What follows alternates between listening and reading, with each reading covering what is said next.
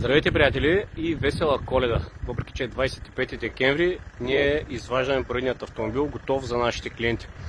А именно това, което е автомобилът зад мен, Toyota RAV4 2012 година, 2.2 D4D 150 конски сили. Какво направихме тук? Погисахме цялата дясна страница и двете брони, тъй като по страницата имаше следи от градушка, а по броните имаше следи от ожулвания. Сервизирахме ходовата част, тъй като когато направихме тест драйв, установихме, че има неизправности и те трябва да бъдат отстранени, както и подменихме комплект съединител с демпфер маховик заедно. По интериорната част освежихме и изправихме целият автомобил, като екстериорно го пасирахме целия. И нека сега заедно с вас да го разгледам. Ето го автомобила, тъй като нямаме снимки как е пристигнал, тъй като започнахме да правим клиповете. След като вече беше пристигнал автомобила, за всеки който един желая, имам снимки на автомобила, така че мога да я предоставя.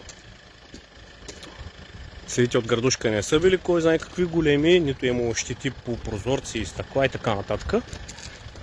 Ето готов вече автомобилът, в много добро състояние, наличен DPF, филтър и катализатор. С много добри зимни гуми. Ето как изглежда вече готов.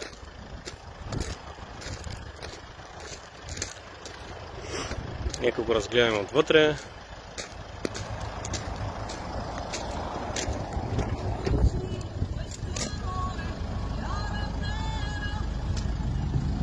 Шофьорска врата, има ел седалки.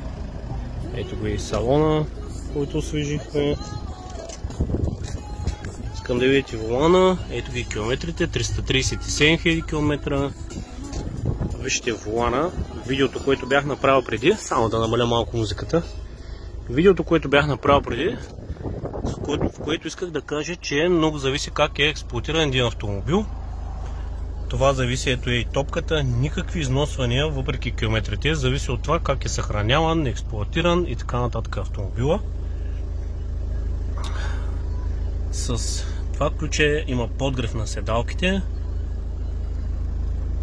прибиране на огледалата плюс AUX извод, има автопилот, Bluetooth система,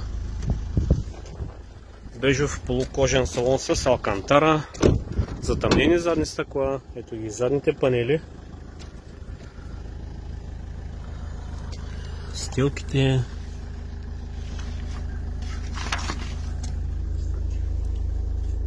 тук, ето и гумите, има система Keyless Go плюс камера, заден ход, старт-стоп система за запалване. Паднала, ще я поправим, ще я затворя. Има ключ, тук. Има си и от Toyota. Това е вътре са консумативи като ръкавици за смяна на резервна гума. Триъгълник.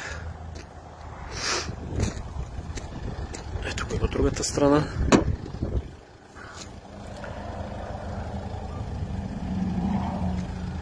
Панела на вратата. Някой ще кажат сега, ти толкова работа си направил, това си минал, това си минал. Няма да ти остане нищо за печалба. Не е въпросът да имаме печалба, въпросът е да издадем един много добър автомобил, технически в добро състояние. Да, естествено, че е важно да имаме печалба, но техническото състояние на автомобила за мен винаги е било приоритет. Ето го. Исках да ви покажа и стикера за последно обслужване. Ето го. 326, 337.